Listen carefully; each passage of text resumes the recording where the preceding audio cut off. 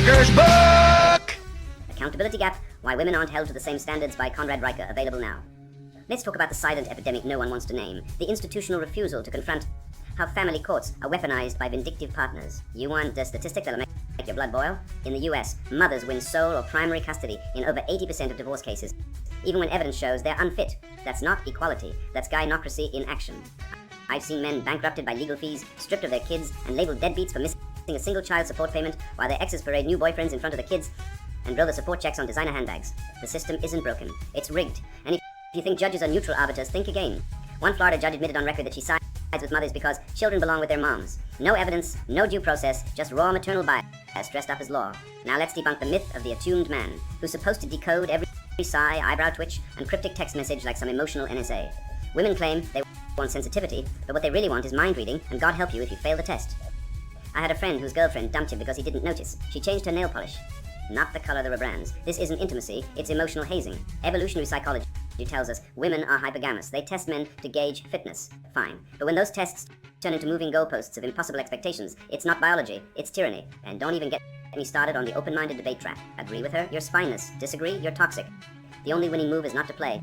Here's a fact. The gender studies cult won't teach you. Courts routinely ignore female predators. A 15-year-old boy raped by his female teacher? She'll get probation and a lifetime movie deal. Reverse the genders, and it's 20 years hard time. In the UK, a woman can legally force a man to pay for a child conceived through stealing, removing a condom without consent. But if a man does it, that's rape. The hypocrisy isn't just blaring, it's pathological. Feminists scream about, believe all women. But when a boy is abused, suddenly due process matters. The truth? The system doesn't care about victims, it cares about narratives. And right now, the narrative says men are guilty until proven innocent, while women are innocent, period. Ever notice how inclusivity only flows one way? I watched a tech CEO get fired for quoting a Forbes article on meritocracy. Meanwhile, companies proudly hire diversity officers to enforce racial and gender quotas. Funny how equity always means fewer white men. Marx called this alienation of labor, but he missed the real twist. It's not capitalism oppressing workers, it's woke commissars oppressing competence.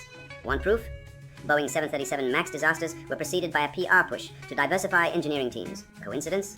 Hardly. When you prioritize identity over ability, planes crash. And when men point this out, we're called bigots. The modern workplace isn't a meritocracy, it's a re-education camp, where masculinity is the thought crime. Let's end with physical fitness tests. Another lose-lose game for men. Women demand partners who can keep up, but if you're too fit, you're intimidating.